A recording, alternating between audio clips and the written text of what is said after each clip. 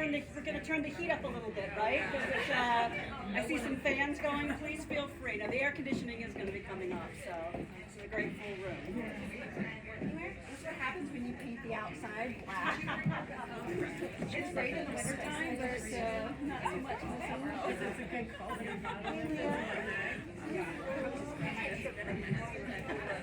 I just gave like throw it at us. Oh, you guys are great.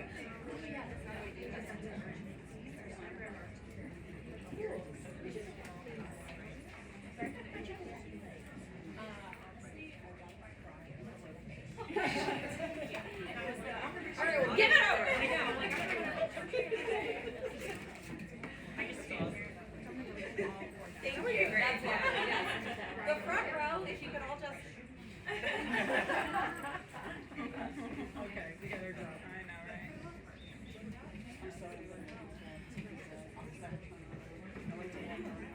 Hello. I'm going to stand up here. Just because there's so many people here. This is amazing. Welcome, everyone.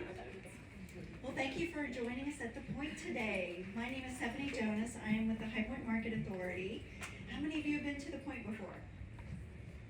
Awesome. Well, welcome back. So for those of you who have not been to The Point, this is a great space that we host a lot of different great panels like we have today. We host roundtables and panel discussions every day at 10 a.m. and 2 p.m.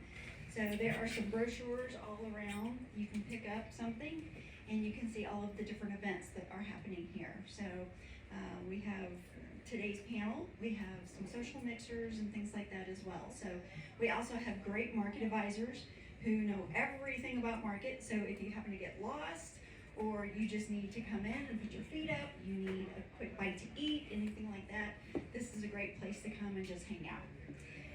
And maybe when it's not so warm. So anyway, I am so thrilled to have this great group with us today. I've worked with this team for quite a while with Ultraviolet Agency. I would like to thank Ultraviolet Agency along with Polycore, who are our sponsors today. It is because of them that we have this great esteemed panel with us today, these great speakers. So I am going to actually hand this off to Julia Zapkick, and she's going to introduce our speakers for you today. But welcome everyone, thank you for joining us. Thank you, Stephanie. It's nice to be back here. I was here in October. I have to say that the October panel was well attended, but nothing like this. This is like 3 times the number of people. So we're delighted. You're in for a real treat. We were laughing beforehand. They said, you have the hardest job. I'm like, absolutely not. With this panel, my job's going to be really easy. And I'm glad to see that there's so much excitement.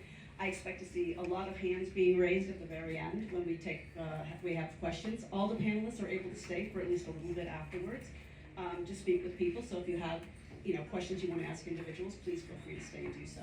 So thank you very much for being here. Yes, it is warm. It's supposed to be cooling down a little bit, but go ahead, keep fanning. I don't want anyone to pass out. That would really interrupt my flow.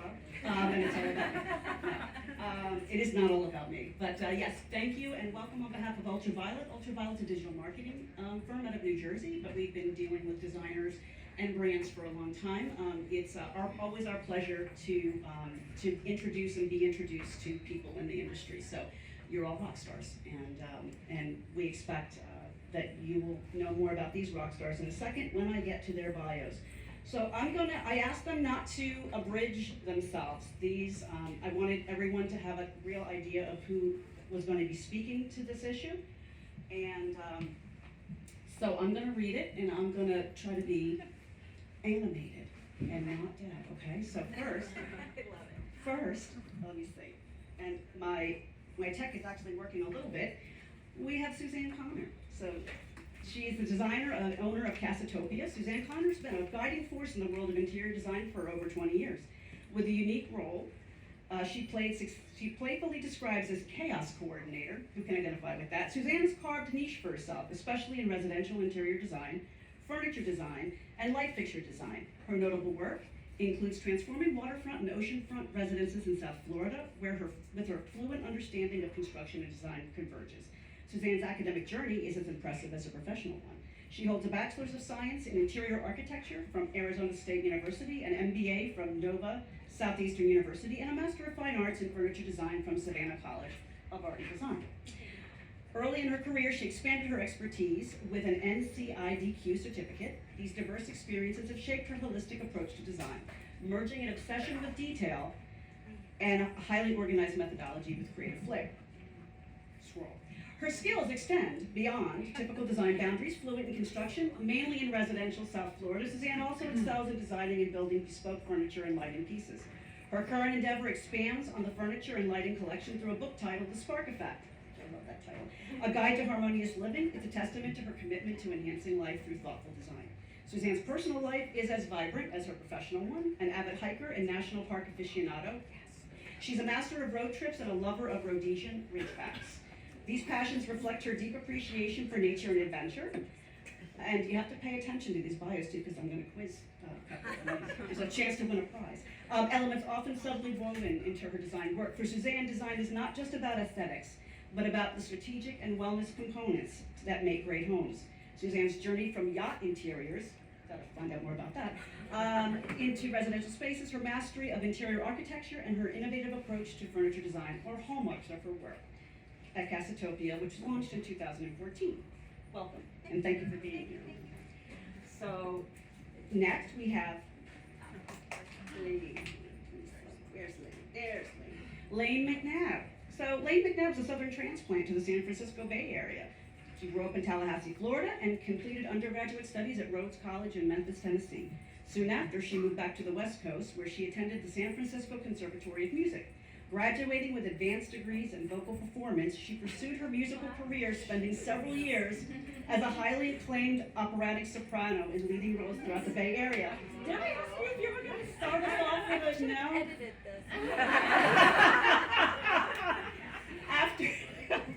After years of extensive travel and studies abroad, as well as an immersion in the grand arts, Lane left opera singing to manage the demands of a growing family. When she returned to the working world, she focused on her other artistic passion, designing breathtaking, bespoke interiors with an authentic sense of place. Before founding Lane McNabb Interiors in 2012, she apprenticed with local design and construction firm as a designer and project manager. That's what gave her the invaluable hands-on experience and deep knowledge of the design and construction process. She's a continuous learner with a passion for beauty, uniqueness, detail, and quality. Lane has created a firm with a team of like-minded professionals, giving her a devoted clientele and close relationships with vendors, tradespeople throughout the Bay Area. Her designs have been featured in numerous publications and Tastemaster sites. When not passionately pursuing design, Lane spends her free time with her 3 children and 3 pets in their 120-year-old home in Berkeley, California. Welcome, Lane. Thanks for being here. All right. Lisa Schaefer. We're all wearing, almost all of us are wearing blue. We have a lot of blue in the room. We're gonna have Jacqueline to stand up. So Lisa, after spending 20 years in retail management, Lisa Schaefer ended her career as a retail exec at a Fortune 500 company and opened her firm Lisa and Leroy in 2016. Leroy or Leroy? Leroy. I got it right the first time, good. After her time in a high-pressure executive role, Lisa had planned to take a year off to travel, and that turned into a quick realization that she needed her creative and stimulating outlet, and that's when she founded Lisa and Leroy out of her passion for interiors and renovation. With over 23 team members and 40 design build projects per year, the firm's grown quickly to one of the leading design firms in Washington, D.C. and the D.C. metro area. Lisa and Leroy creates experiential, emotive, and distinctively memorable homes, grounded in authentic client relationships and enduring craftsmanship.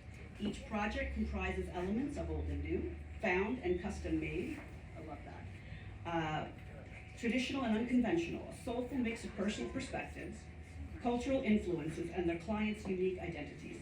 Most of the firm's projects are full-service home interior design and renovation of 100-plus-year-old homes. I'm sensing a theme, maybe you and Lane, right?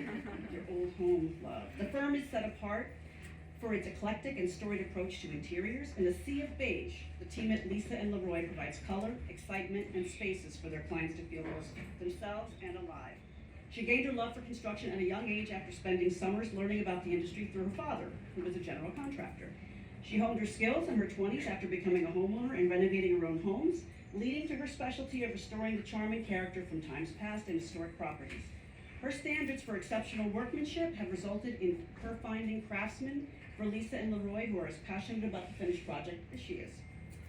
And now we have the only member of our cohort who didn't read the memo about blue, but we're gonna give her a pass. Sorry, not sorry. Jacqueline Isaac of Donnie Douglas. A 2023 High Point Market Design Influencer. Did anyone go on any tours with Jacqueline? Do you recognize anybody? No? Oh, well, you're gonna have to ask her about it later. Company's rock star and darling of the historic preservation community, Jacqueline has led her firm to unprecedented success and notoriety since Donnie Douglas Designs launched in 2017. Her signature blend of old and new has become sought after touch in both residential and commercial spaces. Donnie Douglas is a strategic partner in design for some of the most beautiful residences and buildings up and down the East Coast. Notable projects include the Solaya, condos in Hudson County, Apollo Crossings in Melbourne, Florida, and private residences from Boston to Boca. Donnie Douglas has been recognized and published in leading industry publications including Dwell, Arch Digest Pro, Design New Jersey, Old House Journal, and others, as well as an incredible social media presence. So, thank you for being here. Thank you. I think that you can see that we've got a lot of experience, a lot of passion up here. So, I hope you brought yours. And I'm just gonna ask a question. So I'm perfectly fine, because the room is big and people are all the way in the back to keep talking into the mic. But this is pretty much how I can project. So, no? You need the mic? All right, the mic it is. All right. You're kind of cramping my Italian, half Italian style, so I'll only be able to like make my gestures with one hand, but we're gonna make it work. We're gonna make it work. So welcome to Fluent in Construction. So hopefully, one of the reasons why you're all here is because you are curious about how designers with a particular passion and knowledge about construction are, why they got into it, what it means for their business, and how it might apply to you, and and maybe give you some tips and ideas about how to take your business to the next level as well. So it is a format. We have some questions. I'm gonna toss a question to one of the panelists. They're gonna take the lead on it, but all the panelists are invited and hopefully will be responding from their experience and perspective as well. And then I said there'll be time for questions and answers afterwards. So thank you for that. All right, we'll get started then. Okay, so the truth of the matter is that, at least, one of you grew up with a general contractor father, other of you apprenticed with a general contractor, so it's not as if you were in the interior design industry for years and years and years and then suddenly discovered that having a knowledge and being fluent in construction was going to be helpful, but there must have been some point in your journey where you embraced it. So it wasn't just something in the background, but you actually actively embraced it. And I would love for Lisa. I would love for you to take point on this. Sure. So, you grew up watching your dad, and so it was always in the background, but what made it click for you? Yeah, I did. And, I think that, you said kind of in bio, this is a second career for me. And being a second career, kind of entering this industry later in life, I really realized from my previous experience kind of what is my value add going to be. So I really wanted to understand kind of what was my business model, what did I really feel like I could add to the industry and add to my clientele. So having that knowledge ended up being very important for me. I also do specialize in turn of the century homes. So almost every project that we do is, built somewhere between 1870 and 1925. I don't do a lot of new construction. I don't do a lot of remodel kind of past that age. So understanding those homes and the challenges that come along with them became very, very important. You can't design for a 150-year-old home the same way that you would for a new construction home. Just the same way that you can't design for, a condo in Miami that is built all out of concrete and your ceilings can't be channeled, the same way that you can in a residential build in, the suburbs of Washington, D.C. that has drywall. So it became pretty important for me early on to really understand construction. And I'm also a licensed general contractor, so I'm sure we'll get to that, but I kind of went to the full extreme and said, out of kind of learning what some of the challenges were going to be in my projects, oh, I really want to get all the way in because I wasn't happy with the craftsmanship that I was getting, and I wanted my own team so that I could control. Now that's the extreme. I definitely wouldn't recommend that everybody does that, but I am a little bit of a control freak, and that ended up happening. But it's also been, again, kind of where I've positioned myself in the market, and it's created a real niche for me.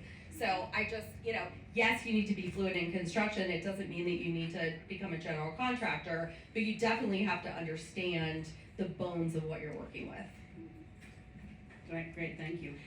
I'm gonna pause here for a second because I actually am curious. I'm gonna back up a little bit. I think the heat kind of got to me.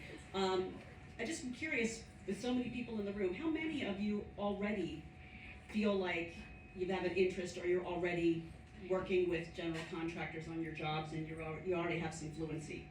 Fantastic, that's great. And out of curiosity, how many folks in the room have been in business for 1 to 5 years? Okay. How many 5 to 10 years or more? Okay, so we've got a nice mix. Second careers for folks who are transitioning to another career? Okay, so we've got a lot of like-minded, with similar kinds of backgrounds, so that's interesting, thank you. Anybody else on the panel want to jump in, please? I would just want to say, being a general contractor, a licensed general contractor, is totally impressive. I looked to potentially do that on our own. I think what you need to be careful of is just liability, and it totally varies from state to state. I talked to my insurance guy and my attorney about getting the general contractor licensing, and a lot of times everything that you're purchasing and making a markup on, you need to be ready to be sued for anything that goes wrong, because you become that person and it can bankrupt you in a second. So it's a fabulous opportunity for just margin in general if you can handle that, but if you are not sure about the insurance behind that or just your legal liability, that's just something to look into. So we manage finished construction, so I always say from sheetrock forward, we can do everything. I have my own trades, we still make a great margin on labor, but anything that's the rough-in phase, we do not handle, so something to keep in mind. But you're a baller for being a licensed. Wayne, you look like you had something. Yeah, I was just gonna say, that is exactly why I wanted to get more heavily into construction too, was controlling details and controlling the product and the project. And it's also why I partner very carefully with architects, because I like to be involved from the very beginning all the way through. But as you stated in my lengthy bio, I started out partnering with a design build firm, and I think this entire industry, as we all know, is all about relationships. And I was able to transition from that career to my current career by the give and take of the relationship. I would bring the design build firm clients, and then I did the work because I was still kind of straddling 2 careers and raising kids, so I had a lot going on, but I did that. I brought them clients, and I did a lot of work to learn how to do it. And so they got a great deal with me, going through and laying out kitchens and all that kind of stuff, while I learned, really, it was a great education, learning how construction works. Having said that, I wouldn't work with that firm again. Like, that was a learning process, but it was also learning what not to do and what not good building often is. And so I think it's taken me, over a decade, but, and there are many ways to short circuit it. I just tend to do things the hard way. But you want to work with people who are going to be your partner and who have the caliber of building that you want, and who you are producing the end result for the client for together. I feel like, and obviously you've developed this just as your own business, but I feel like the partnerships that I have behind the scenes, we make each other look successful, and it's kind of like being an opera singer, like we're behind the curtain doing all the chaos, and then we come out and we're like, here's the beautiful thing, you have no idea what went on back here, So that's partnering with the high caliber builders that you want to be in that level with the goal. Thanks. So the fluent construction, even the theme of it came from, for me, not a family member or anyone in my orbit that was in construction.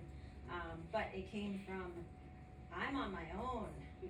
Where is the work gonna come from? Where's my next job gonna come from? How do I do this on my own? And so for me, it was a very, immediate, if I don't understand this, these people will never refer me. So I was that designer that was on every single construction site. I was, in my jeans and sneakers. I had a change of shoes in the car because, they don't want you in your heels. And we even had a saying back in the day, like getting our hands and our high heels dirty because, that's the life of an interior designer. So very early on, it became evident that if you don't know how they work and their flow and what they need as far as the information, you can't give them all the information at once. They don't want that.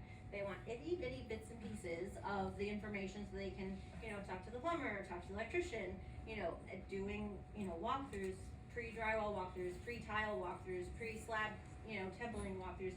But speaking to those terms and speaking to the trades and having questions that you can, if you don't have the answer yet, if you haven't had that conversation with your client, that you're able to anticipate it, get the information from the client and relay it to the trade in the field, because those people are your lifeline for every single job and every single referral you're gonna get in the future. And it just has become the only way for me. That's where every single job comes from, are the past people that I've worked with. And also in other projects, if you're on a different job site, and I'm sure you guys have all experienced this, if somebody is saying something that you know to be false, or maybe it's not totally false, but it might be not the best way to construct it. There's a newer way, a better way, a faster, less expensive way, perhaps, for whatever your building codes are or something. In particular, I think setting flooring comes to mind with different 150-year-old homes versus concrete jungle that I live in Florida. But these things, you have to have that team of people, those subs, those trades that you can quickly, like under the table, send a text message like, they're saying that it has to be this. And I think you've already taught me that it's this way. And so having that network of people is being fluent in construction, because you don't have to know every single thing, right? You have to have the answer. And the answer has to come from your network of people that are going to just quickly and just be like, I thought we did it this way. Have you ever considered? And now we have an answer for them to provide for the electrician, the plumber, the tile setter, the cabinet guy, whoever it is. And so that has been my number one reason of becoming fluent in construction, is not that I have to have every answer, but to have that network of people that can give you another way, an alternative way, and then that's where your work will come from. That's great, thanks. Networking, I mean, it really is at the core of almost everything. We were talking about that earlier at a 10 o'clock panel. So thank you, and thank you also for giving me a great segue. So, we sort of gotten our toe in there, but Jacqueline, I know that one of the things you were really passionate about as we were doing our prep work was thinking about the way that we would talk and the way that we would present and have this discussion from a female perspective, right? Because I think I did a little bit of quick research as I was preparing, and I believe that 2002 they did a study, and there's still fewer than 10%. I think it's inching up, but there's still fewer than 10% of women who actually even have their general contractor license, let alone feel comfortable and empowered and supported, dealing directly with what's predominantly a male-dominated field. When you're in there in construction. So I'd love for you to take the lead, and then everybody else to share some of their experience as well. Like, what does that feel like? What does that look like? How have you negotiated some of the challenges? What have you learned? Yeah, so I personally don't have a relative or any, my dad's not an electrician, my uncle's not a contractor. I knew nobody when I started in interior design, so I was very, careful to even call myself a designer. I had like imposter syndrome, so we were downtown decorators because I was a decorator in downtown Jersey City. But, as I picked up bigger and bigger projects, it became clear like I needed to take myself seriously if, a lot of these, frankly, guys on the job site wanted to take me seriously. And, I'll always remember, I don't even know if I told you guys this, I'm being like way too TMI, but, I was like, my first residential construction project was with a developer and I was like straight up sexually harassed, a lot on the job site, and that was super disheartening and very disempowering as a woman who considers herself to be, a go-getter, and I'm very type A, and anything I do I want to be perfect and super successful, and I felt like I was in an industry that is one of the last to just be so forward-thinking, right? Like every other industry talks about diversity and inclusion and what they're doing to like empower females in the workplace, and you go to KBIS and it's like a big bro show. It's just, it's really just, not very encouraging. So for me, I personally took it upon myself to just make sure that I was arriving to the job site with like all of my spec books in hand. I took myself very seriously with like my clothing. I wouldn't wear any makeup, and not that I think anyone needs to do that, but for me that's kind of where my experience had started with construction, was just such a low point that I just wanted to make sure I never got into that situation again.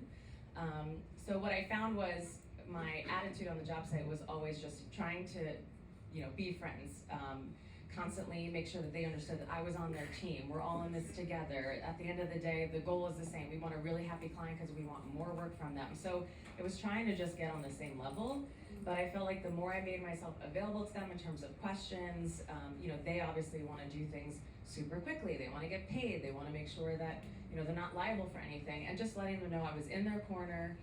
Whatever information they needed, they could get from me, and I found that switch to just making sure that I was their partner and not the designer on the site was super helpful for me in the end.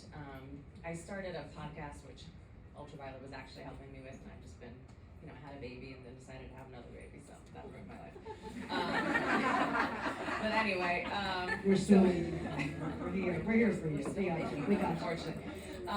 But I started a podcast called Gut Rental Girl, and I'd love to talk to you guys after if you guys have time, but it was really just about creating a community around women who want to be in construction and love to be on the job site and maybe want to get involved in some of the trades but don't want to necessarily do DIY. Like, you guys love construction and we love the process of tiling, but I don't want to tile. I just want to understand what you're doing to make the project successful, so that I can set you up as a tradesperson so that I get portfolio shots at the end of the day. So it was just making myself available as a resource for them to say, I'm not this prissy designer on site, like I'm one of the guys, like I'm one of the crew, ask me questions and keep me posted on the project.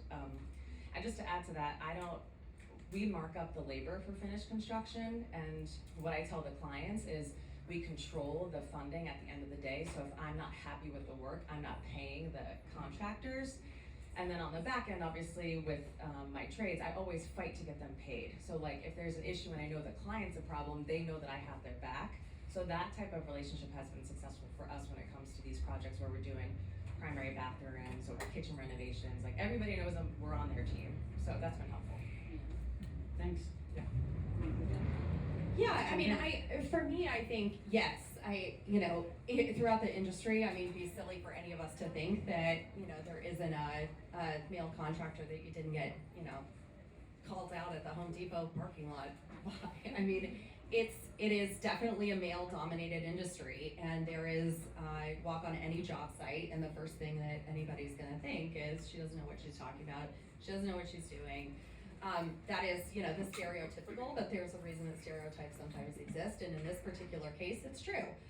I kind of go a little bit of a different way in addressing some of that. I mean, we have 7 designers on our team plus me, and what I teach is if you're not knowledgeable about something, the best thing that you can do is work on your relationship. So similar to kind of what we've talked about already, creating that relationship through a couple of things. Like I make every single designer that we have spend one day installing cabinetry with our team. And that relationship with them, 1, they start to understand, hey, this is how this all goes together. 2, I've done the work that they've done and they respect me for it. And then 3, it's just like, who are your kids? And, talk to me about what you did on Saturday. That relationship and building that relationship will break down a lot of those barriers. So kind of like you said, like getting your team together and relying on them for knowledge or learning for them or creating that relationship is one of the most important things I think any designer can do. And there are going to be jobs that, obviously you're pulled in from a developer that you've never worked with in the past. So we do all a lot of our own general contracting, but we also work with other general contractors. And the same thing, kind of that same principle happens when I work with them as well. I walk in and they still don't, it doesn't matter that I'm a GC. They still don't think I know what I'm doing. But that relationship and building it, it takes time sometimes, but those conversations, talking to the GC about their families or the project you just did, or asking a question like, I've never done this before. Tell me how you install that. Tell me how you construct that, or what is your approach gonna be? I've never done this before. Nothing lights somebody up more than talking about their work. So I really kind of go with the approach of, especially my young designers, how do we create a relationship? And then the flip side of it, which is there's always gonna be conflict. And then we do a lot of sales training on how are you going to approach conflict when it arises and stay professional, but also be able to handle it, even when you're sitting across from a man that is, 55 years old and he's been in this industry for 45 years. Just because you're 22 well, maybe not that, that's bad math. But, just because you're 22 and, your first year out doesn't mean that you can't go toe to toe with being professional. One thing I was gonna just add to all that is, quickly in my career with my own firm, Custopia, I also, on the flip side, noticed that I was always the only female in the room. Like, the architect's male, the general contractor's male, the subtrades are male. The client, a lot of times it's the husband that you're talking to, and they wanna see the construction and they wanna know how it's all going, and so you're the only female there. And so I learned quickly that we are nurturing by nature as females, and I was immediately the person that every builder that I worked with made deliver change orders. So I had a way of putting it to them, to the client, to explain away. I wouldn't call it sales, but you could almost explain why there was an expense with this change order, because they changed something, because the husband changed something, because they added something, whatever it was. There's a delivery that we have because we're female, sorry to the men in the room, that is softer, and the approach lands nicer than coming from like a guy who you think you're just paying for his next boat trip to wherever. With the change order, these are sensitive subjects when it comes to a change, a delay in their project, an increase in the expense to their project. And you know what? I learned really quick, not only was that educating me about construction,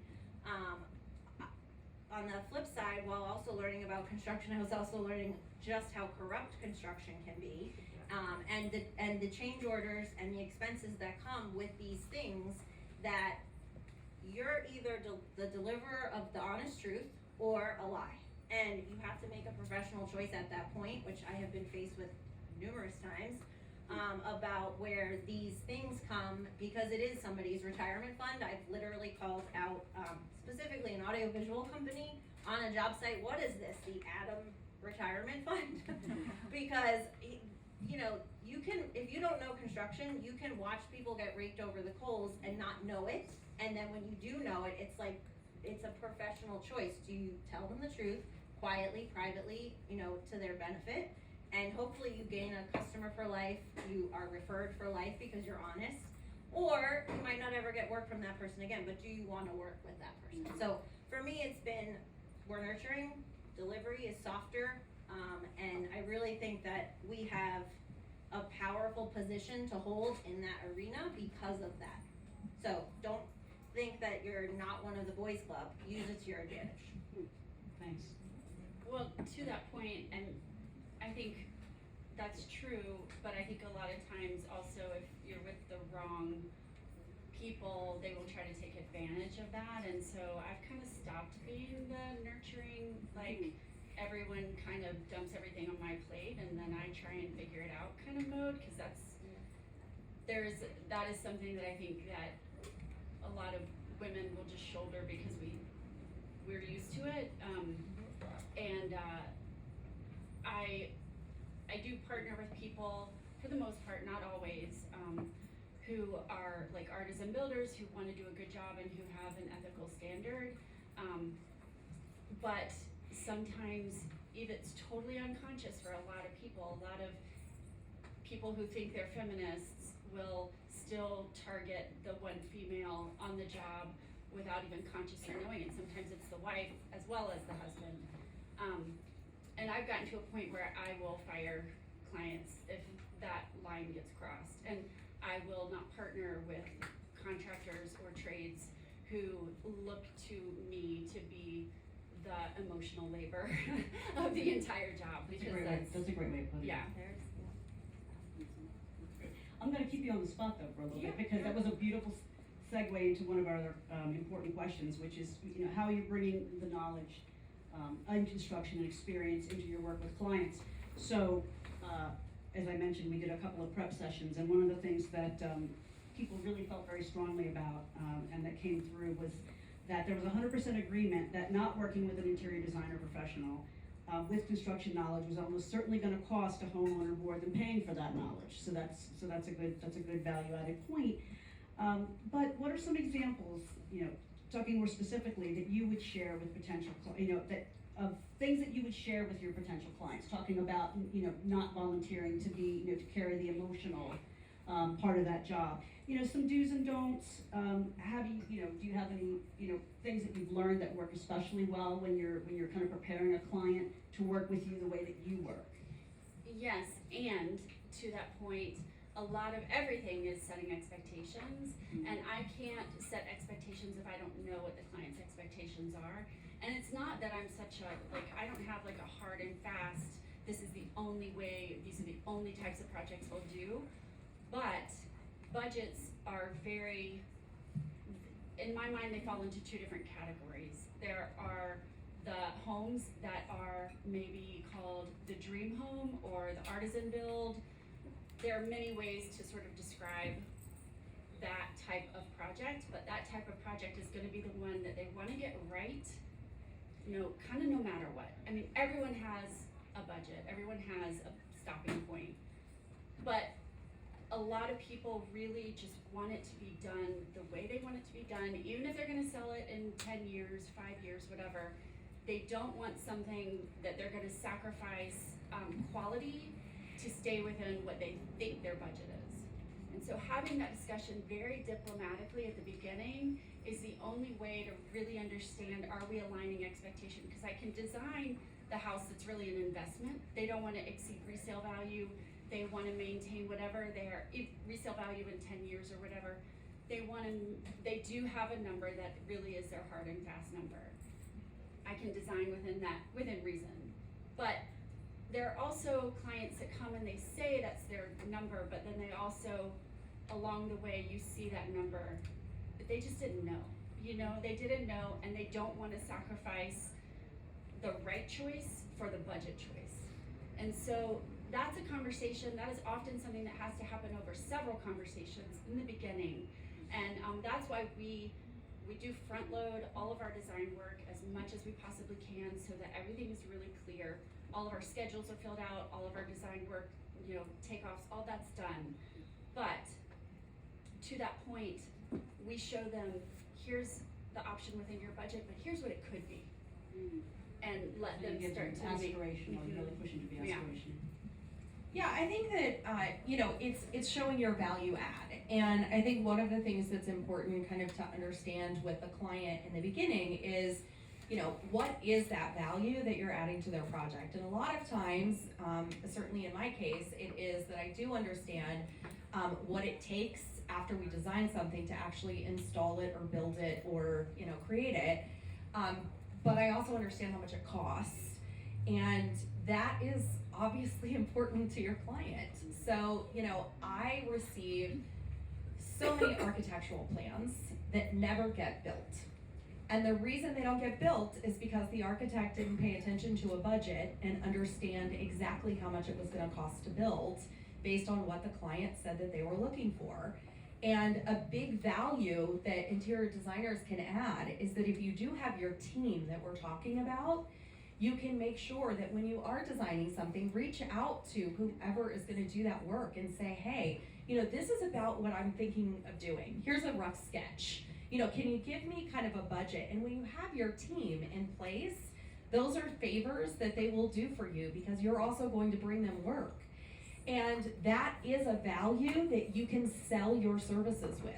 you can absolutely, during your initial with a client, when you're trying to get a job, talk about those relationships. Even if you're, brand new, that is one of the first things that I would do as a brand new designer, is go out and create those partnerships, because when you get that first job, you need to know who's gonna be bidding this work, or who, if they don't have a contractor, who would I be sending them to? If they do have a contractor, call them and start a relationship and say, hey, I'm bidding this job, I've heard you're the contractor, I'm really excited to potentially be working with you, I'd love to learn more. They'll help you get that job. So those relationships are really important, because that does end up being some of the value that you have, and that's how you can really start to build your portfolio and get those jobs. I would also like to say that if you have a piece of paper or a fan, you will not hurt our feelings for fanning the heck out of yourself right now, because it's very hot in here. So, one thing I was gonna add to Lane's initial point was, communication with the client is absolute paramount, and getting the budget ahead of time is, ideal, but not just the first budget, but the real budget, because they don't always tell you the truth. But to that point, the fluent construction theme and concept needs to be completely ingrained in your initial concepts. I've even been known to say, I know this isn't gonna make sense to you right now, to the client. It will, I'll remind you of this conversation that we had right now. There are certain phrases that I like to reuse with the fluent construction. We're going to go through and look at everything. We're gonna go through, I have in my contract, when I'm going over the contract with them, it is the construction process. So we are designing to the needs of the construction job. So specifications in the contract, in order, 12 categories that I go through with them neurotically to make sure they understand, no, we are not picking out rugs and pillows right now. We are picking out plumbing fixtures, because they go in the wall first. Or, if we're gonna do some insane cold plunge pool that I have on a second floor of a house in Florida, we have to reinforce your slab to hold the water that's gonna be standing in this thing. So there's a lot of conversations that go through that you're also educating them. So you have to almost take on the role of professor, of educating your client, and then you're gonna go through that, and I say, okay, there are gonna be times that I'm gonna tell you need to pull the weeds. I say that all the time. It's my go-to saying, pull the weeds. No, that's a weed, you don't need that. It's pretty, but no, it's gonna blow your budget. And then, is this your final answer? So those are my phrases that I like to use, because final answer means you are never talking to me about this again, because they'll just continue, manipulating your time, and oh, I was rethinking this, and no, you said final answer. There is no going back, it's ordered. We're in the process of preparing that wall or that slab or whatever for that thing. So all of those questions, to Lane's point about the budget, the timeline, and the communication, it's a great way to set up a successful project. That's excellent. And we also have a thing, because clients will change their minds as you go, and we have a thing where we just say no. Because but I am always you can't make that decision with the builder or whatever, because the domino effect of something that seems very small is, the more construction you do, the more you see that it actually filters out and affects so much. So once a decision is made, a builder I work with a lot makes everyone sign whatever the thing is, even if it's just a piece of framing material or whatever, we all have to sign and date it, and I'm that's genius, we absolutely. I was gonna say, I'm fascinated, and I know that this came up in discussion too.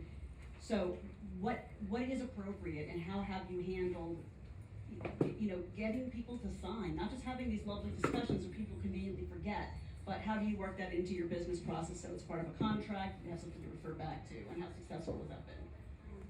Love everybody's perspective. I actually just wanted to back up quickly to just managing all this, because what, I think what's important too, just in terms of getting on the same page with your contractor to say this is how we're gonna handle change orders. It's really important to also have a contract with your contractor who you're thinking about working with. And what I mean by that is really just a strategic partner agreement where you say, these are the things that you're gonna be purchasing, these are the categories that I'm purchasing. You're not going to discuss pricing with the client on X, Y, and Z. There are no design changes that are to be made unless it's in writing. A lot of these are kind of rules of the road, where we think it's very obvious that a contractor shouldn't be just changing the direction of your flooring or deciding that in the foyer he doesn't want to run herringbone anymore. Because that should have been Thursday, I guess, I don't know. True story. You know, and it's funny now, but like when a client's calling you screaming at the end of the day and they want you to rip it all out, a lot of times you have to pay for it. So it's just protecting yourself from these, you know, someone who believes he has a little bit more design in him than, you know, maybe he does. But that's really important. For us in terms of managing change orders and things like that, I mean, I wish I was more of a no person, but I'm very much a yes person. So I always tell a client, whatever they want to do, like we can do it. We can build it, we can design it, but we're gonna get a cost first. And we just provide them with the pricing and be like, sure, you wanna make that change, it's X, Y, Z. Would you like to spend this money, yes or no? It's not my money to spend, it's theirs. I feel like clients are uneducated, but they're also liars. I can't tell you how many times someone's told me they have, you know, and this is a real life example right now. We were building a $2 million house, it's now a $5 million house. Where he came up with an extra $3 million, I don't know, I don't care.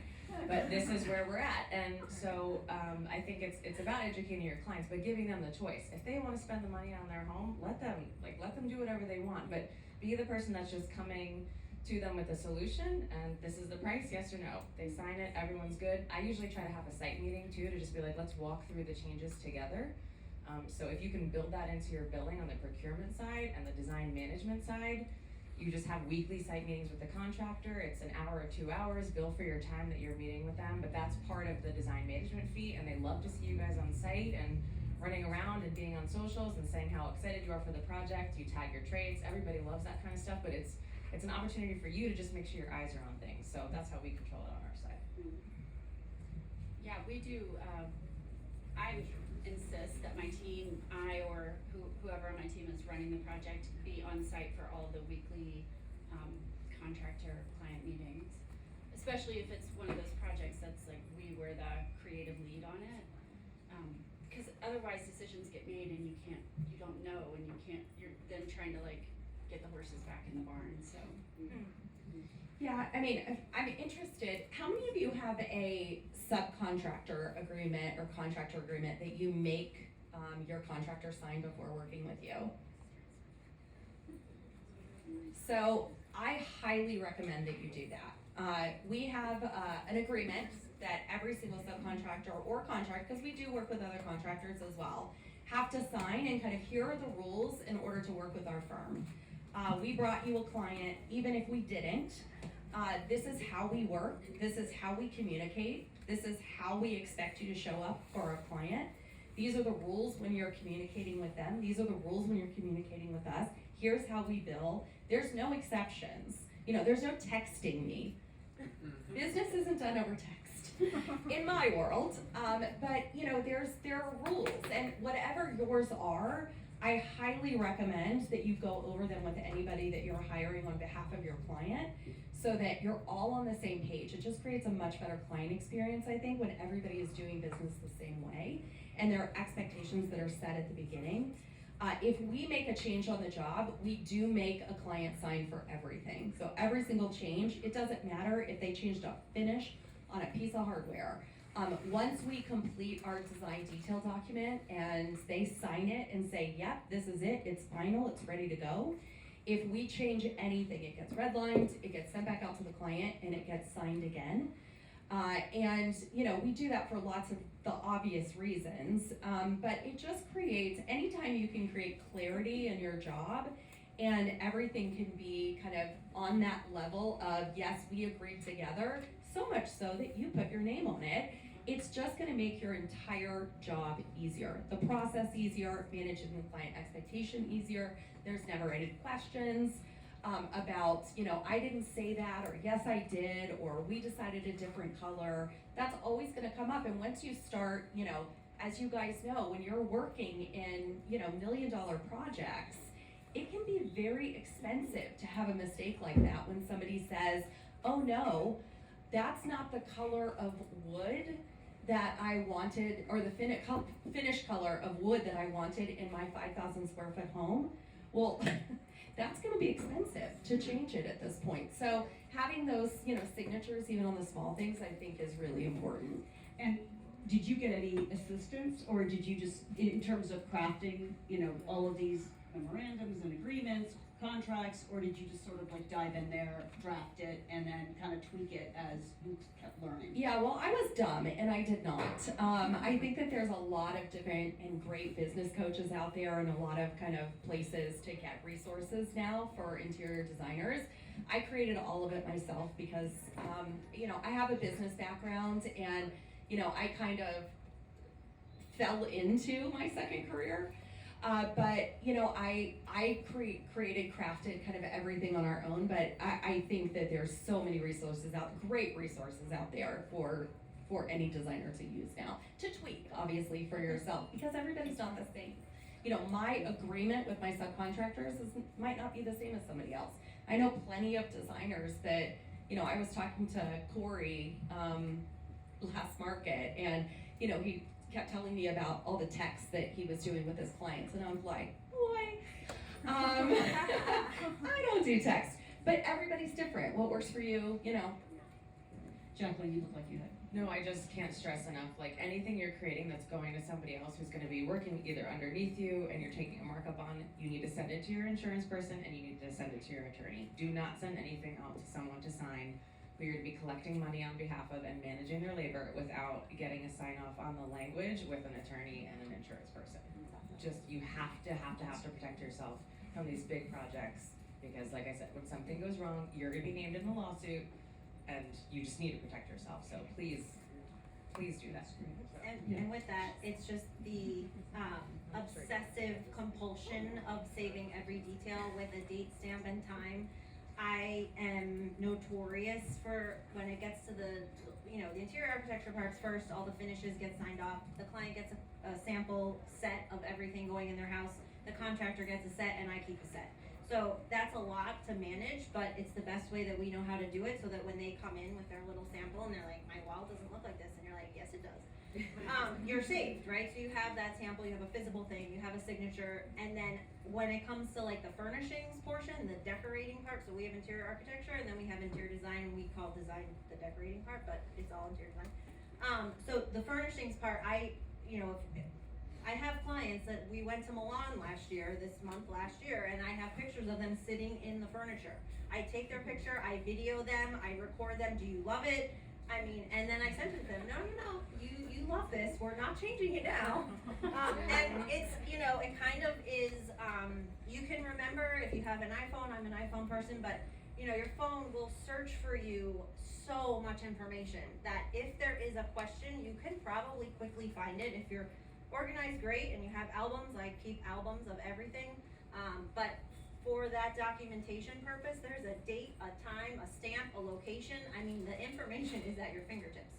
So if they say, no, that's not the one I picked, because they did sign off on it, but they remember the one before it, because they don't pay attention, maybe, but they're like, no, I wanted the other one, the red one, not the purple one, or whatever it was. That's why they lie. And they lie, and then you're like, here's the video evidence, buddy, so it's just, but it's for your own, because, however many jobs you have going on, you can't remember every little detail, so these things, just use your phone, it's in your I hand. think we need to start a probably. reality show, and it's like, catch me in the act of trying to lie to you. It's like, nope. No, they forget, they just Oh, forget. I just wanna, I'm gonna let you, I just wanna be considerate, so I know we started a little early because we wanted to get going because it's a little warm in here and crowded, which is fantastic, the crowded part, not the warm part. So we had a couple other questions, but I think given the fact that we have time, and I don't know, I'm kind of sensing there might be some questions out in the audience. Who already knows that they have something that they wanna ask? Okay, I think maybe, we're gonna sort of talk about geography, but I think that in the interest of getting to some of the questions, maybe Let's we'll do skip it. that one and go to that one. Did you have a final word on what we were just kind of? No, I was just put gonna up say on that, stage? the other thing to think about as well is, we talked, I think all of us talked a lot about relationships with your general contractor. That's the other reason you want a signature. Nothing is worse than derailing a relationship when, you don't come professional with your contractor and can't, when your client is constantly changing something, you're like, oh, we have to do it because I have no documentation. She thinks it was red and it was supposed to be purple, and I know she's terrible, but we're gonna have to do it anyway. Nothing will ruin your relationship more than showing up in that manner. So that documentation is important, not just for yourself, but also those future relationships. Thank you. So I just want to take a pause here before we get to questions and just say, you guys, thank you so much. I knew it was going to be easy. You made it super, super easy to have this discussion, so thank you very much for that. Before we get to questions, I want to give away a little gift. So I have a couple of these beautiful little gift bags from High Point Market. Is there a fan in it? No, there's some soap, I think. I might need to wash my face later, so that's good. But there are two of our panelists who decided that they love their animals so much, and I completely, as a serial foster failure, can identify with, who named their businesses after their pups. And first person to correctly identify which of these two superstars. And Spark, probably, right? No? Yeah. Okay, so I heard Lisa. You have to raise your hand though, because it's too much. Yes. Okay, we got one. Who's the other? Who's the other panelist? The Who's Spark effect? No? Oh, Donnie. the rich guy? I know. I think. Not Casatopia. I get to walk. It is. The It is. Ridgebacks are Sedona and Could you hand Soraya. that back to that lovely lady? Thank you so much. All right, who is gonna be our first contestant?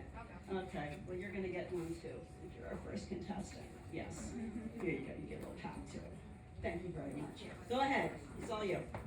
Do you wanna use the microphone? I'm usually a good yeller, but. Yeah. My question is for Lisa.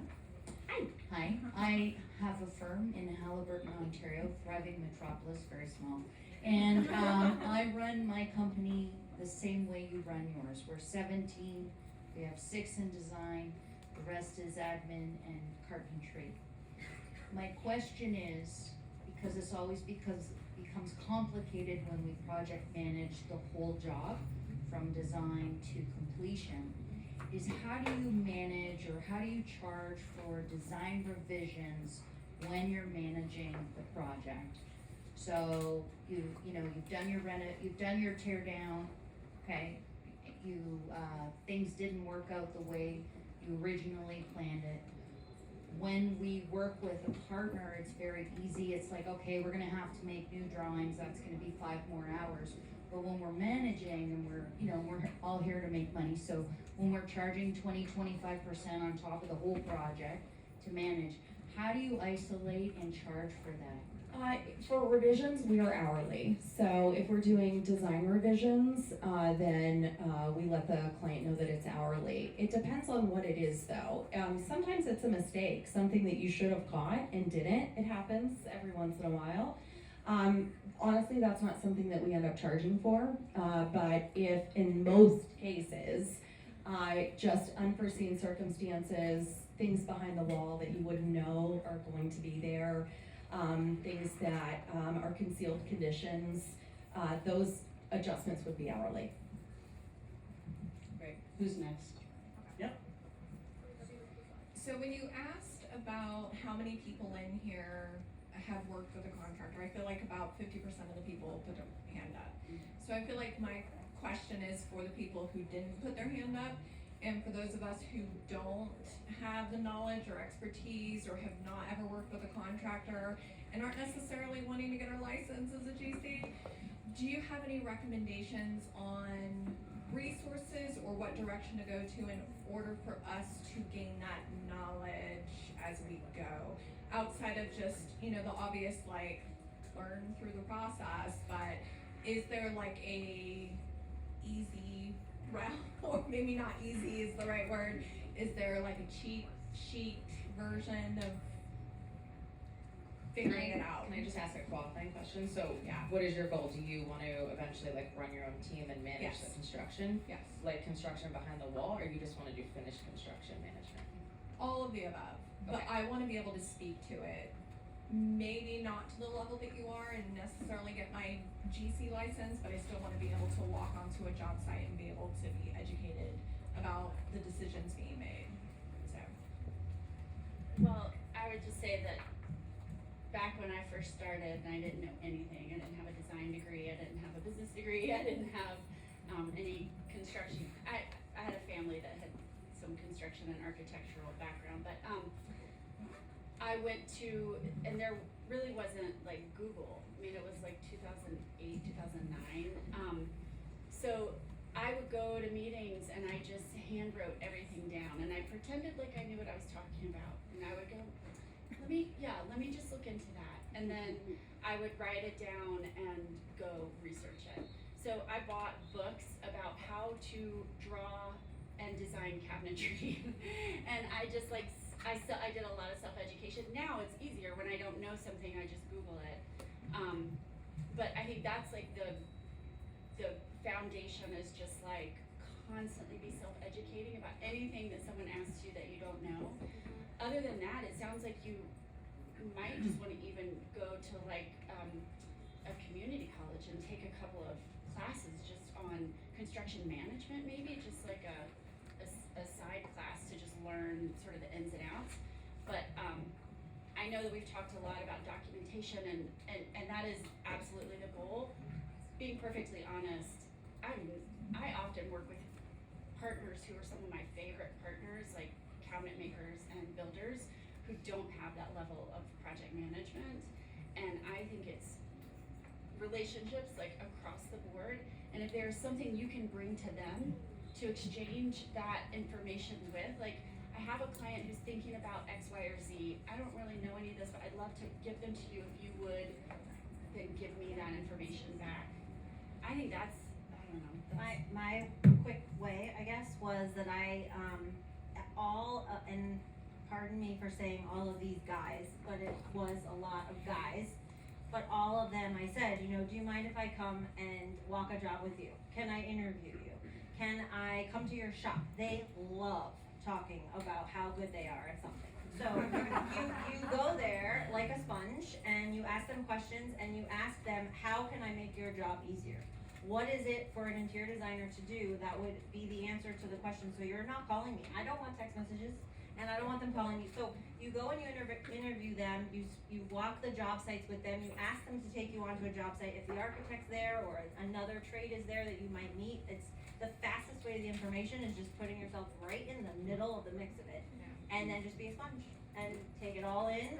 And then you have, a question. When on that job at such and such a street, you showed me this, and I was wondering if you can help me on this one. You're giving them work for the next one, and they're gonna remember that you remembered them. It's just the relationship. We're gonna finish this question, then we're gonna take 2 more questions from the floor, then we're gonna break. There are refreshments in the back. Like I said, people are more than welcome to stay and ask the panelists any questions afterwards, but I wanna be cognizant of the time. And so, please, go ahead and finish. I know you have a comment. Yeah. Quick suggestion, since I was in your place, I would go to like builder shows, because a lot of the products are there, the product reps, some of the product reps are female too, so if you're feeling like you maybe just want some information on building materials, it's a great place to go. Podcasts, I listen to a lot of construction and building podcasts. AFT Construction has a great podcast about like business in general, but he's been an insanely good builder. He builds like dream mansions for NBA superstars or whatever. Like he's just cool to follow on the back end. And I forget my third, so I'll get back to it. You're good. Okay. I just have one final, Oh, yep, go ahead. agree to do something that feels incredibly uncomfortable. I've done a lot of that. That's funny. Speaking of materials, I just want to give a brief shout out to one of our sponsors besides Ultraviolet, Polycore Natural Stone. If you're not familiar with Polycore, you can go to polycore.com. They are the largest natural stone quarrier in the world with over 60 quarry locations, including some in Europe and in Canada and the US. Naturally sustainable, it's beautiful. We've been working with Polycore for a while, so they're a great group of folks. Please go check them out. And I saw a hand, yes, gold. In the gold. Do you want this? Let me see, I'm just gonna. Thank you. Okay, so you've got your team, you've got your GC, relationship, and then you've got your project and your client who you're loyal to. How do you handle it when those 2 entities are at odds? You don't wanna throw your contractor under the bus, but, your client is who you're advocating for, correct? And I've even been in a position where there was a lawsuit and I was thankfully not included, but. So, really quick, last week or 2 weeks ago. I was referred to a project that started, I started in October. I was referred to it by the general contractor and the builder, and the client ended up firing him. Okay, so in this situation where you knew that he was not the right builder, but you were referred to the job, this literally just happened. And it's one of those things that you have to stay true to yourself, your professionalism, and I, in a very polite way, let them know that the last project that I worked with, you know, with this builder, they were very disappointed. And, you know, it's really hard to tell them that the person who just referred you for a project is maybe not the right builder for them, and they learned it on their own. So the proof is in the pudding when these folks, you know, they will sink their own ship, and you just have to remain honest and professional about the situation, and don't ever lie. It will come back to bite you. I shouldn't say lie, maybe that's not the right thing. Don't ever cover anything up, that's my advice. If there's something you know, if somebody is dishonest, another example really quick is with the gentleman that I brought to their attention. They were getting so robbed that I felt an obligation, a moral obligation to let them know, like, no, that light fixture is $90. He was charging them $1,000 a fixture. Now, South Florida gets a little ridiculous with its gouging, especially in Palm Beach County, the South Market, but that's another time when maybe they don't even know that something like that is happening, and you still have to remain moral, ethical, and always don't sweep anything under the rug, because you'll get looped into that trash. People pleasing sounds like, Yeah, I think it's remember who hired you, you know, who's your client, Yes. And where's the best client experience gonna come from, and be honest. But I never badmouth anybody at all in the industry, even when I absolutely detest them. Yeah. And there are those, you know, contractors that I've worked with in the past, and I'm like, oh. And you know, somebody will bring me to a project, and you know, I'm very famous for saying I can do better. If somebody says, you know, what do you think about this contractor? You know what? I'm not sure, but I can do better, I bet. So, you know, refer them to somebody else. If you're in the middle of a project, you know, again, I never say anything bad. It will come back to bite you. And I think that, you know, my morals are always remain true to my client, and I want to know who hired me, and that's who I'm loyal to.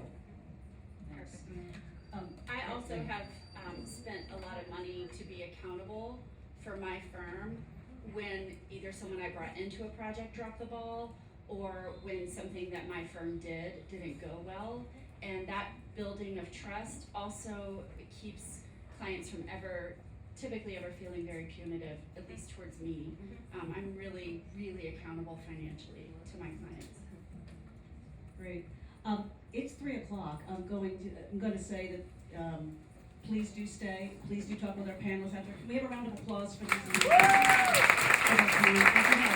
And also, a round of applause to everybody here too. Thank you so much for being here. It's always wonderful to speak to a packed room. Thank you for having us.